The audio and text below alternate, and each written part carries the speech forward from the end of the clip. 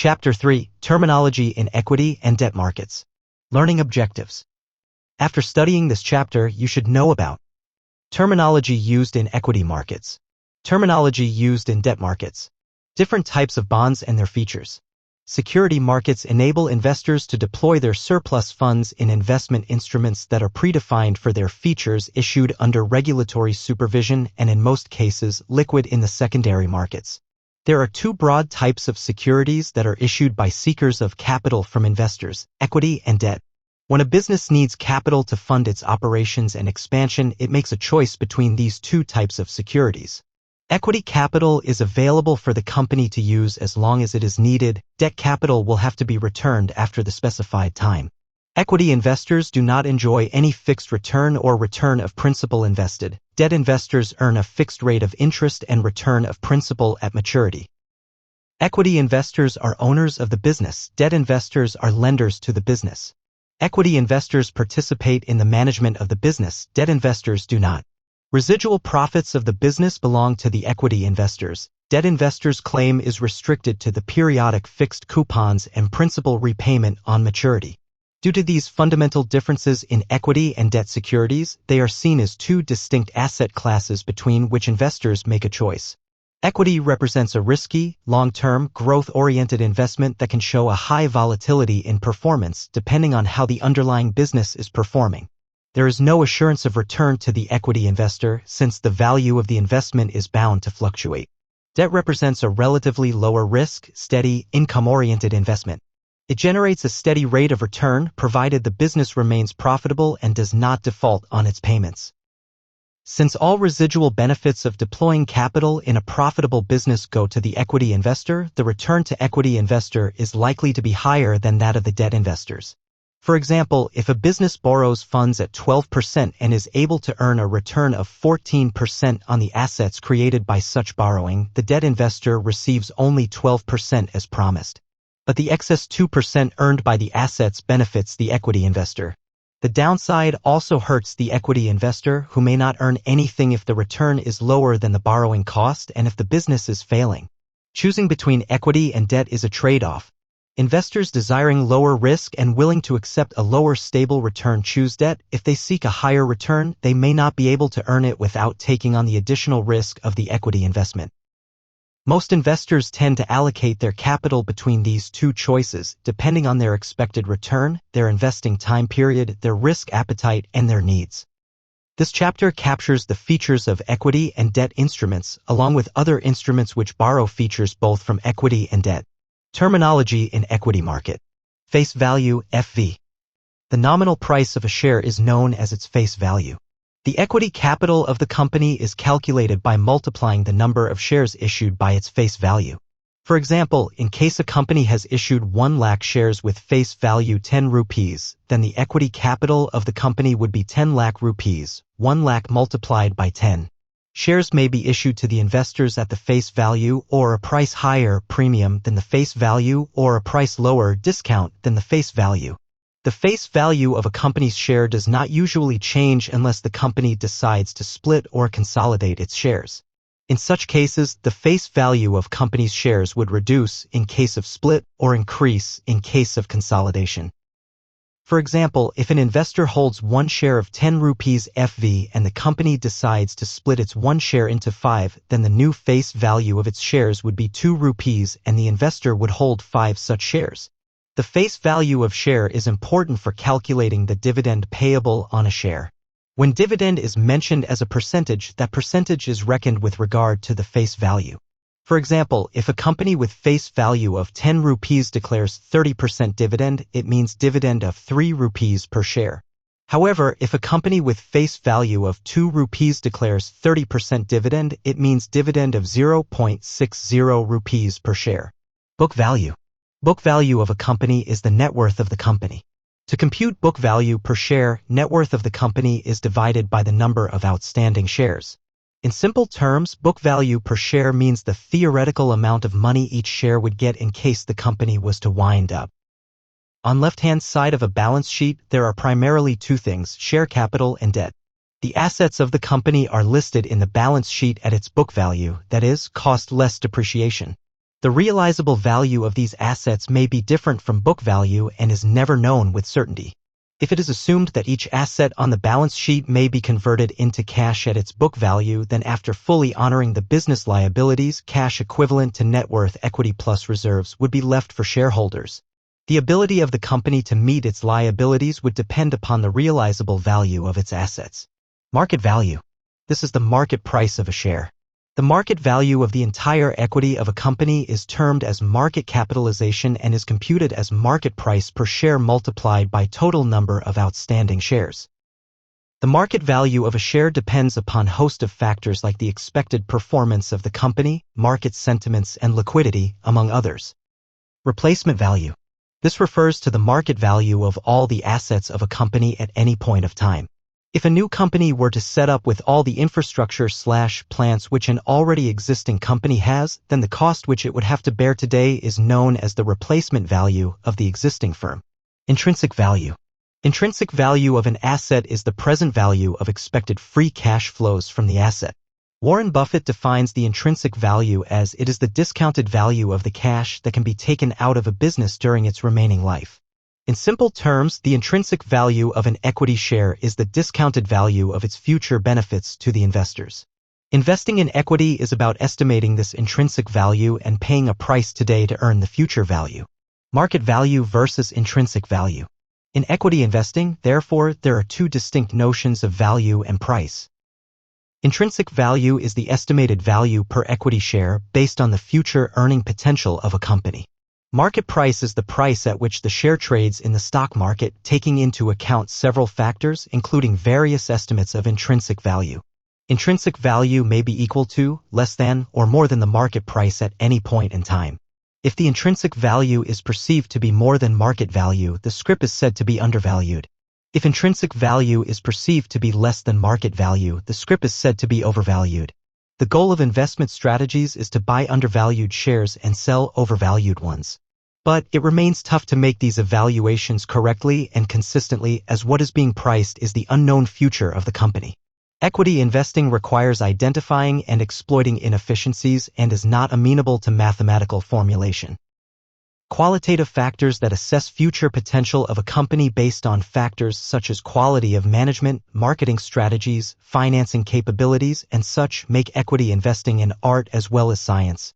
Stock markets where these estimates are made and acted upon through buying and selling of equity shares feature a social ecosystem of complex human behavior. Investment decisions are influenced by behavioral and cognitive limitations of individuals acting in a group. Market capitalization, market cap. Market capitalization, market cap, is the amount of money required to buy out an entire company at its current market price. It is computed as market price per share of the company multiplied by total number of outstanding shares. For example, a company which has issued 1 lakh shares and currently trades at 20 rupees current market price would have market cap of 20 lakh rupees, 1 lakh multiplied by 20 rupees. With change in equity prices, market capitalization of the companies changes continuously. Traded stocks are often categorized by market cap. Blue-chip stocks represent the largest companies by market cap.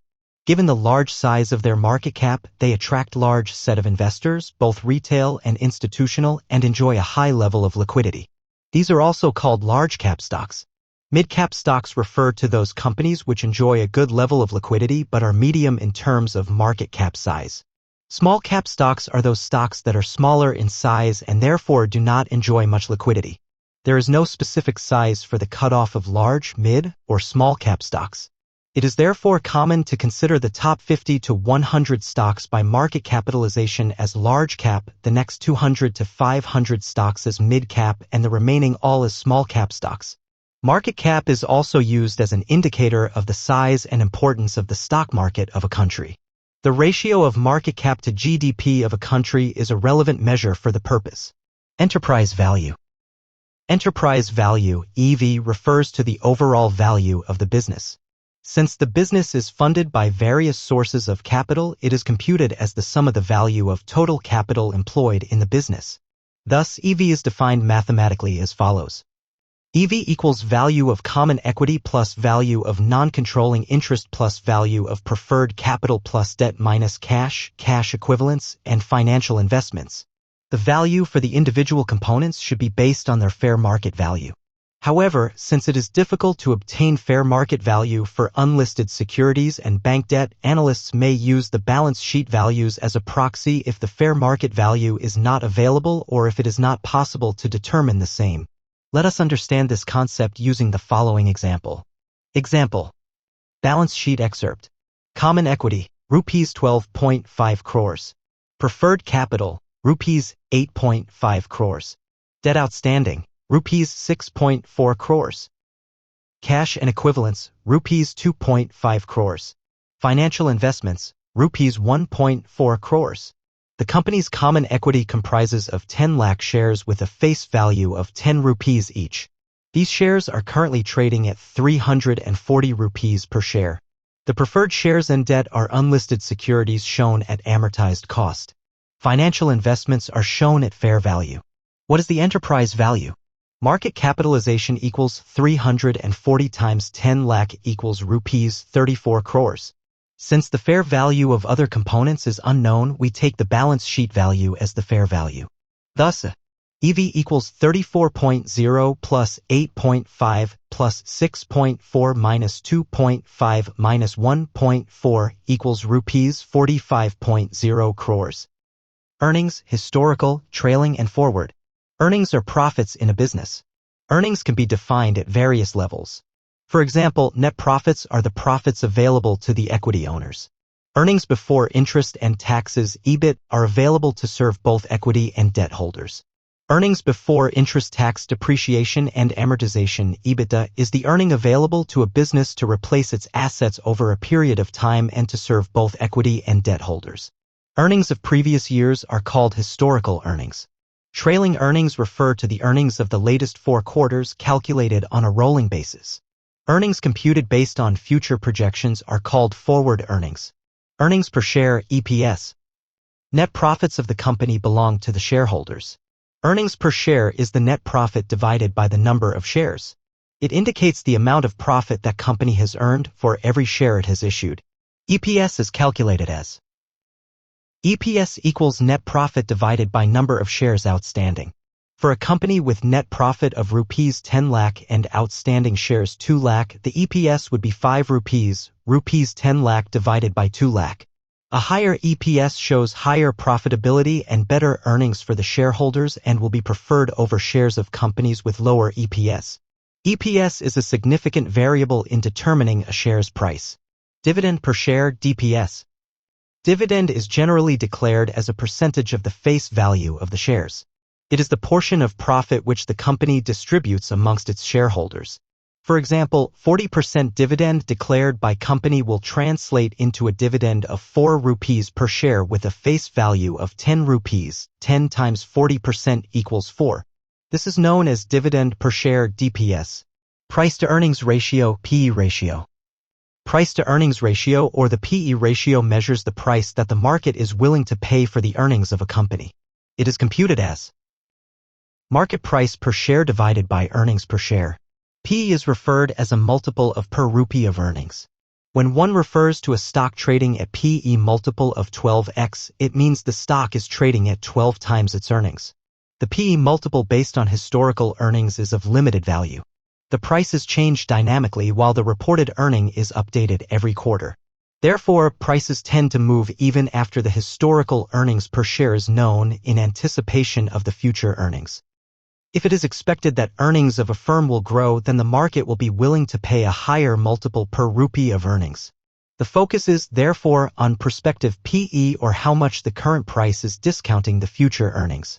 For example, when analysts say that shares of XYZ company is trading at 20 times its 2014 earnings but is still about 15 times the 2015 earnings given the state of its order book, what they are saying is that the growth in EPS is likely to be high, and therefore the current high PE based on historical numbers may not be the right one to look at. Most publications and reports show the PE using historical earning numbers from the latest quarterly reports. Analysts' estimates of future earnings are not widely available and they may vary. Some publications report consensus view of prospective earnings. It is common to look at the PE multiple of the index to gauge if the market is overvalued or undervalued. The PE multiple moves high when prices run ahead of the earnings numbers and the market is willing to pay more and more per rupee of earnings. When markets correct and uncertainty about future earnings increases, the PE multiple also drops. A value investor who would like to pick up stocks when they are cheap may be interested to purchase when PE is low. Analysts also compare the PE of one company with another to check the relative value. The PE multiple of a stable, large, and well-known company is likely to be higher than the PE multiple the market is willing to pay for another smaller, less known, and risky company in the same sector. Price-to-sales ratio (PS). Price-to-sales ratio is a valuation ratio that measures the price investors are willing to pay for each rupee of sales. It is calculated as PS ratio equals current market price, CMP, divided by annual net sales per share, or PS ratio equals market capitalization divided by annual net sales. For example, a company with annual net sales of 1 crore, outstanding shares of 10 lakh, and CMP of 40 rupees, PS ratio would be annual net sales per share equals 1 crore divided by 10 lakhs equals 10. PS ratio equals 40 divided by 10 is equal to 4. All else held constant, a company with lower PS ratio relative to its peers indicates that the stock is relatively undervalued.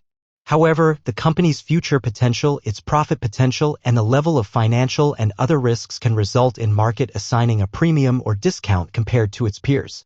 A drop in the revenue growth rate will be a high risk for these stocks. Like all multiples, the PS ratio should be used along with other data and compared with similar companies in the industry before making an investment decision.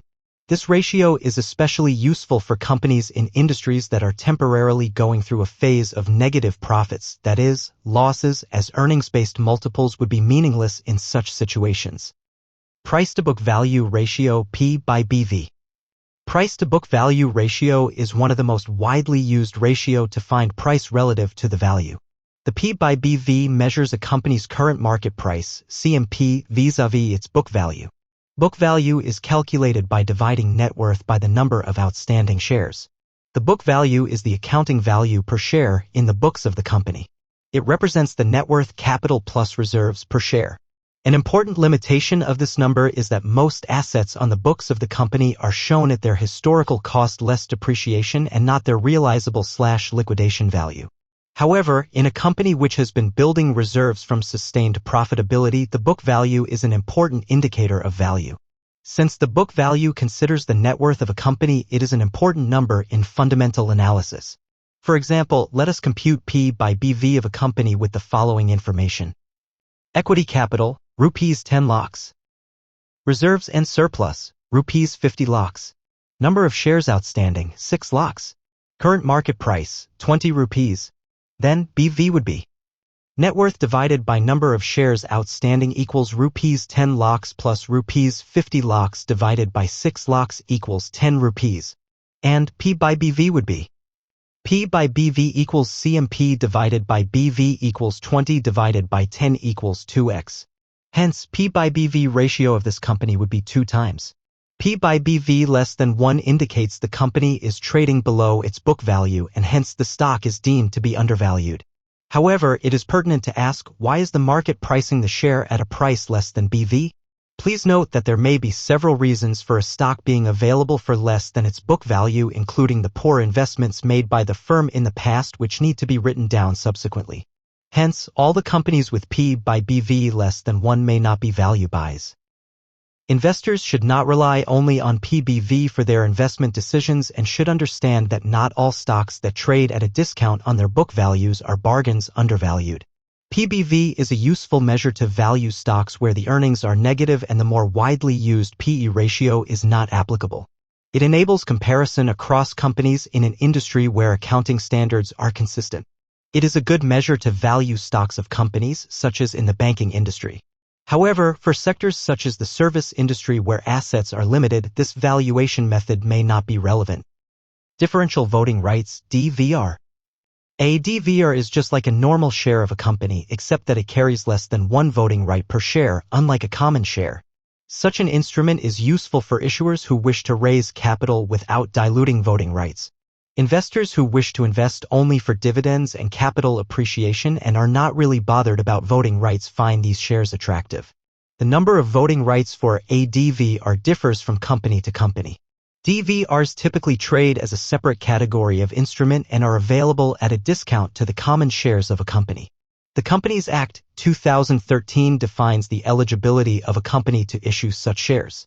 This includes a dividend of at least 10% over the preceding 3 years, and such shares shall not exceed 25% of the total post-issue paid-up capital of the company. Several companies in India, including Tata Motors and Pantaloons, have issued DVRs. Terminology in debt market.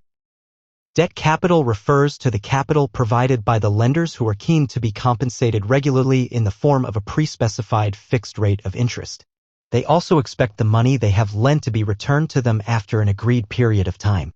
Debt can be created by borrowing from banks and other institutions or by issuing debt securities. For example, if a company wishes to borrow rupees 100 crore, it has two options. If it takes a bank loan for the total amount, then the bank, or a consortium of bankers, is the sole lender to the company. Alternately, it can access a larger pool of investors by breaking up the loan amount into smaller denominations. If it issues 1 crore debt securities, each with a face value of 100 rupees, then an investor who brings in 1,000 rupees would receive 10 securities. The lending exposure of each investor is limited to the extent of his investment. A debt security denotes a contract between the issuer, company, and the lender, investor, which allows the issuer to borrow a sum of money at predetermined terms. These terms are referred to as the features of a debt security and include the principal, coupon, the maturity of the security, and the security, if any, provided for the lending. All debt securities grant the investor the right to coupon payments and principal repayment as per the debt contract. Some debt securities, called secured debt, also give investors rights over the assets of the issuing company. If there is a default on interest or principal payments, those assets can be sold to repay the investors. Investors with unsecured debt do not enjoy this option. Debt securities may be privately placed with a select group of investors or offered to public through a public issue of the securities. Debt securities that are issued in a public issue are mandatorily listed on stock exchanges such as National Stock Exchange or Bombay Stock Exchange so that they can be traded in the secondary market. Unlisted securities have to be held until maturity or traded in the over-the-counter (OTC) market. Given below are some of the commonly used terms of debt instruments. Face value. Any debt instrument cannot be completely explained without answering how much borrowing it represents, for how long has the money been lent, and what is the interest rate on the same. The first question is answered by the term face value, which represents how much loan is represented by that particular debt paper. This is the nominal or par value of the debt paper, and interest throughout the term of the paper is paid as a percentage of this amount. The face value may be 100 rupees or 1,000 rupees or any other denomination. Coupon rate. Interest paid on the bond/debt security is known as coupon rate, expressed as a percentage of its face value. The actual amount of money which the investor receives as interest is equal to the product of the face value and the coupon rate. Thus, an 8.24 GS 2018 read as 8.24% coupon-bearing government security, GSEC, maturing in 2018, with face value 1,000 rupees, would pay 82.40 rupees as coupon interest each year, till maturity, to the investor. GSECs pay interest semi-annually. So, in this case, the investor would get 41.2 rupees, 82.4 divided by 2, every 6 months. The last coupon payment will be received on the maturity date along with the principal par value. Maturity. Every loan will have a tenure. This is known as tenor or maturity or term to maturity in bond markets. In the above-mentioned bond, its maturity is in the year 2018. Maturity is a very significant parameter for bond investors as this is the single largest factor contributing to changes in bond prices, and the market risk in bond investment is linked to it. Bonds can be issued for extremely short tenures like T-bills issued by the Government of India GOI 491, 182 and 364 days, or GSEC issued for very long periods, even up to 30 years or more. Some bonds issued are perpetual in nature. The term to maturity keeps reducing with each passing day and finally becomes 0 on the date the bond matures. The bond is redeemed on this day. Principal. This is the amount of borrowing of the issuer represented by the security. This is the initial investment which an investor makes when the bond is issued and is represented by face value. On redemption, this entire principal is returned to the investor. As the bond starts trading in the market, the price at which it is purchased and sold may be different from the stated face value. Irrespective of the price at which a debt security is bought in the secondary market, the issuer is liable to repay only the principal represented by the face value on maturity. Redemption of a bond. When a bond matures, the investor redeems the bond, which essentially means that the contract between the issuer and the investor is over. The issuer of the bond repays the principal and also makes the final coupon payment, and then the bond ceases to exist or the bond matures. Holding period returns HPR. Holding period return HPR is the return earned on an investment during a specific period when it was bought and held by the investor. An investor may purchase the bond from the issuer directly when it is issued or may purchase at any later date from the secondary market. Similarly, the investor may hold the bond till maturity or may exit earlier in between by selling on the secondary market. The returns to the investor for the period for which the bond was held is known as HPR. Through the period for which the bond is held, the investor would receive coupon payments. These coupons may be reinvested to earn interest at the rate prevalent at the time of reinvestment. Further, the investor will make a gain or loss at the time of selling the bond, depending upon whether the sale price is higher or lower than his purchase price. Adding all these three incomes and expressing it as a percentage of the cost price would be the HPR for the investor. If an investor purchases a bond at 104 rupees, earns 8 rupees as coupon, which he reinvests at 7% for a period of 1 year, and finally sells the bond at 110 rupees after 1 year, then his HPR would be HPR equals 8 plus 8 times 7% plus 110 minus 104 divided by 104 equals 14%. It must be noted that HPR is single period return and does not annualize the return to the investors. Current yield. This is a simple method of calculating return on a debt security in which the coupon is divided with the current market price of the bond and the result is expressed as percentage. This method does not take into account future cash flows coming from the bond, which is the biggest drawback of this method, and hence this method is not really used widely.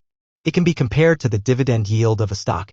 Suppose the 8.24 GS 2018 is trading at 104 rupees, the current yield would be current yield equals 8.24 divided by 104 equals 0.07923 equals 7.92%. Yield to maturity, YTM. Yield to maturity or YTM is a more comprehensive and widely used measure of return calculation of a debt security than current yield. This method takes into consideration all future cash flows coming from the bond, coupons plus the principal repayment, and equates the present values of these cash flows to the prevailing market price of the bond. The rate which equates the present outflow price of the bond which the investor needs to pay in order to purchase the bond, with the present value of future inflows coupons plus principal is known as YTM. Thus, it can be understood as the internal rate of return, IRR, of the bond. The YTM can be calculated by trial and error method by plugging in different rates in the equation and arriving at the one that equates the market price of bond to the present value of the expected cash flows from the bond. It can also be calculated using the XIRR function in Excel. The calculations are shown below for the HDFC 9.70% 2017 bond issued on July 19, 2007 and maturing on July 19, 2017 with annual payment of interest. Assuming the bond is trading at 103 rupees on November 1, 2014. YTM, though better than current yield and also widely used, has its own shortcomings. First, it assumes that the investor will hold the bond till maturity, which may or may not be the case. Second, it assumes that the coupons received periodically are reinvested for the remaining tenor of the bond at the same rate throughout the tenor. This assumption implies that interest rates would remain same for the entire tenor and that the rates would also be same across tenors, which means the yield curve would be static and flat. This assumption takes YTM away from being practical. However, YTM has its own advantages, biggest of which being that it is simple and quick computation and hence it is widely used. Duration. Duration measures the sensitivity of the price of a bond to changes in interest rates. Bonds with high duration experience greater increases in value when interest rates decline and greater losses in value when rates increase compared to bonds with lower duration. Duration is the weighted average maturity of the bond where the present values of the future cash flows are used as weights. Duration thus incorporates the tenor, coupon, and yield in its calculation. Higher the time to maturity, higher the duration, and hence higher the interest rate risk of the bond. Lower the coupon rate, higher the duration, and hence higher the interest rate risk of the bond. And lower the yield, higher the duration, and hence higher the interest rate risk of the bond. Thus, duration is a very convenient interest rate risk measure for bonds. Higher the duration, higher the sensitivity of bond prices vis-à-vis interest rates. The duration of a bond is not a static number but will change with a change in the tenor and yield of the bond. As a bond comes closer to maturity, its duration also decreases and makes the bond less risky. Types of bonds. As defined in the previous section, bonds are securities which represent a loan. For a loan to be completely defined, the loan amount, time for which the loan is taken, and the rate at which it is taken must be known. These three are known as principal, maturity, and coupon respectively in bonds. Each of these features can be modified to construct various types of bonds. Bonds are also classified based on the type of the issuer and its creditworthiness. Given below are some of the commonly found types of bonds. Zero coupon bond. Bonds which do not pay coupon in their entire term are known as zero coupon bonds or simply zeros. Such bonds are issued at a discount to their face values and are redeemed at par. Thus, the return on these bonds is not in the form of periodic payment of interest but in the form of difference between the issue price and redemption value. While in rupee terms, the returns may be same for an investor, inherently zeros carry more interest rate risk due to their higher duration than a coupon-paying bond of the same maturity. Such bonds are used by issuers to manage their cash flows as there is no intermittent strain during the life of the bond to make periodic coupon payments. Cash remains within the company and can be used in the business with a slightly longer-term horizon. Repayment of the loan would be in one shot as a bullet payment at the maturity of the bond. Treasury bills, T-bills issued by Government of India, commercial papers, CPs issued by corporates, and certificate of deposits, CDs issued by banks and financial institutions are examples of short-term zero-coupon bonds. These papers are of less than 1 year maturity and hence are also known as money market instruments. Money market is that segment of debt market in which papers of less than 1 year are issued and traded. ZCBs of very long tenure are issued at a steep discount to their face values. Such ZCBs are also known as deep discount bonds. IDBI had issued such bonds many years back. The Kisan Vikas Patra KVPs is another example of a deep discount bonds. Example, zero coupon bond. In October 2009, ETHL Communications Holdings Limited, an ESA Group company, raised Rs 4,280 crore through an issue of zero coupon bonds. The bonds were launched in two separate series of slightly differing maturities. Issuer, ETHL Communications Holdings Limited. Security, zero coupon bond secured by receivables. Issue date, October 2009. Maturity date, Series 1 in July 2011, Series 2 in December 2011. Maturity value 100 rupees. Issue price, Series 1, 85.80 rupees, implied rate 9.15%, Series 2, 82.55 rupees, implied rate 9.25%. Floating rate bonds. These are the bonds whose coupon is not fixed, as in the case of vanilla bonds, but is reset periodically with reference to a defined benchmark. This could be the inflation index or interbank rates or call rates or some other relevant benchmark. Resetting the coupon periodically ensures that these bonds pay interest that reflects current market rates. Due to their unique nature of constant adjustment of coupon rates, these bonds carry lower interest rate risk or price risk. Such bonds are especially useful in a rising interest rate scenario as they continuously keep tracking the interest rates prevalent in the market and adjust their coupons periodically, typically every 6 months. In some cases, there is a maximum and minimum limits to the coupon rates in floating rate bonds, and these limits are respectively referred to as cap and floor. Housing loans with variable or floating interest rates are an example of this type of loan. Developed markets also have bonds whose coupons move inversely to the benchmark. These are known as inverse floaters. Convertible bonds. A convertible bond or debenture is generally issued as a debt instrument with the option to investors to convert the amount invested into equity of the issuer company later. This security has features of both debt and equity. The issuer specifies the details of the conversion at the time of making the issue itself. These will include the date on or before which the conversion may be made, the ratio of conversion, that is, the number of shares that the investor will be eligible to get for each debenture, the price at which the shares will be allotted to the investor on conversion. Usually, this is at a discount to the market price. The proportion of the debenture that will be converted into equity shares. These bonds could be convertible either compulsorily called compulsory convertible bonds or optionally called optionally convertible bonds. Also, these bonds could be fully convertible where the entire face value of the bond is converted into equity shares or partly convertible where a portion of the bond is converted into equity. In partly convertible debentures, non-convertible portion continues to remain as bonds, earns interest income, and gets repaid on redemption. On conversion of debt into equity, debt is removed from the balance sheet and equity capital is increased. This dilutes the earnings per share (EPS) of the stock. The advantage to the issuer of convertible bonds lies in the fact that convertible bonds usually have a lower coupon rate than pure debt instruments. This is because the yield to the investor in such bonds is not from the coupon alone, but also the possibility of capital appreciation in the investment once they are converted into equity. Moreover, the issuer does not have to repay the debt on maturity since shares are issued in lieu of repayment. The disadvantage to this is that stakes of the existing shareholders get diluted when fresh shares are issued on conversion. As more shareholders come in, the proportionate holding of existing shareholders falls. The investors in convertible bonds have the advantage of equity and debt features. They earn coupon income in the initial stage, usually when the company's project is in its nascent stage. And once the bond is converted into shares, they may benefit from the appreciation in the value of the shares. Principal Protected Note, PPN. PPN is a relatively complex debt product which aims at providing protection of the principal amount invested by investors if the investment is held to maturity.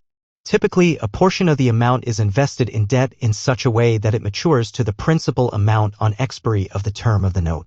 The remaining portion of the original investment is invested in equity, derivatives, commodities, and other products which have the potential of generating high returns.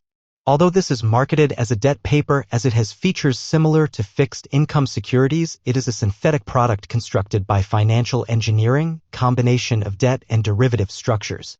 Risk-averse investors get an opportunity to invest in products with a possibility of high returns while at the same time their downside is protected in PPNs.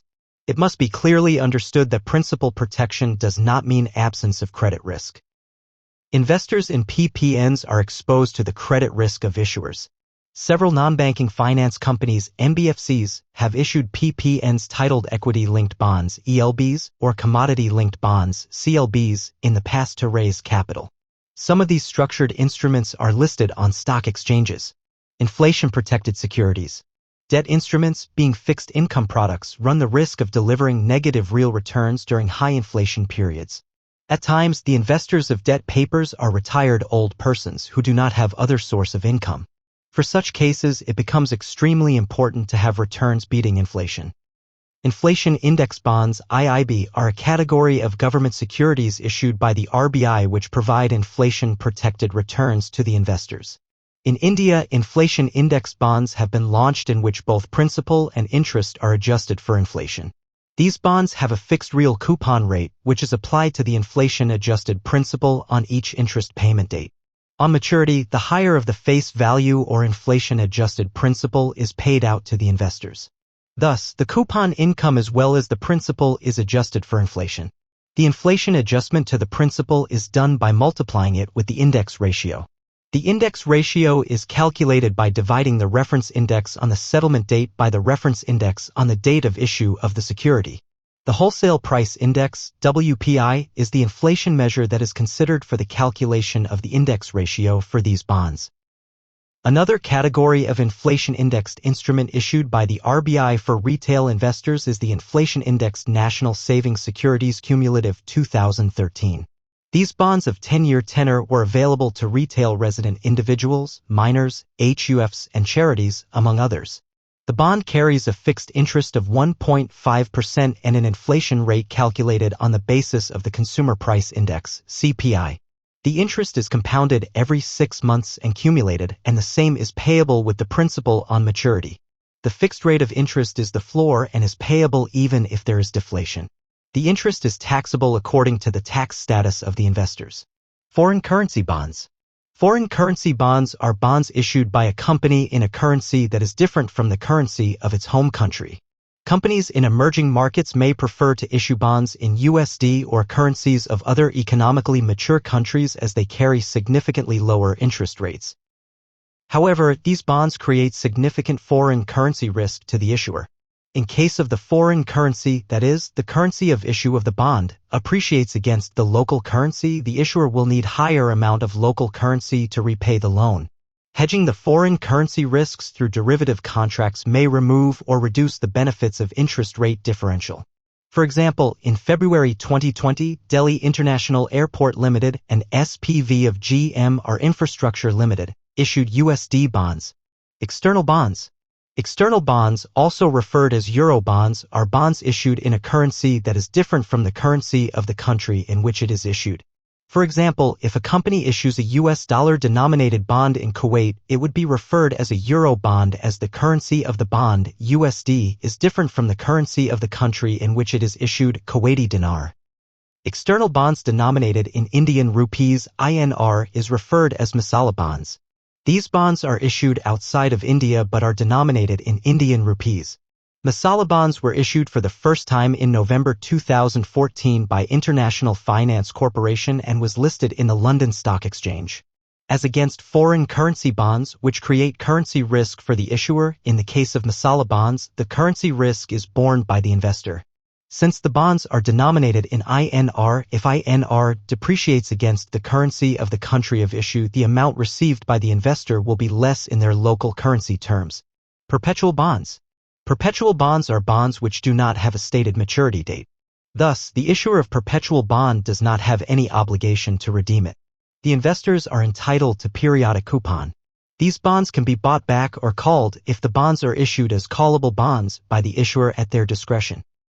Several banks in India have issued perpetual bonds to raise additional Tier 1, AT1, capital as per Basel III norms. The norms specify various criteria that a perpetual bond should meet in order to qualify as AT1 capital. These increases the risk of AT1 perpetual bonds compared to normal bonds. Some of the key differences between AT1 perpetual bonds compared to normal bonds are as follows. 1. AT1 perpetual bonds do not have a fixed maturity date. 2. They are subordinate to deposits, loans from other banks, and all other bonds. 3. The coupon can be paid only from distributable profits. If the issuer does not have distributable profits, they cannot pay coupon. 4. The coupon is non-cumulative. 5. The bonds can be converted into equity by the issuer upon the happening of a pre-specified contingent event.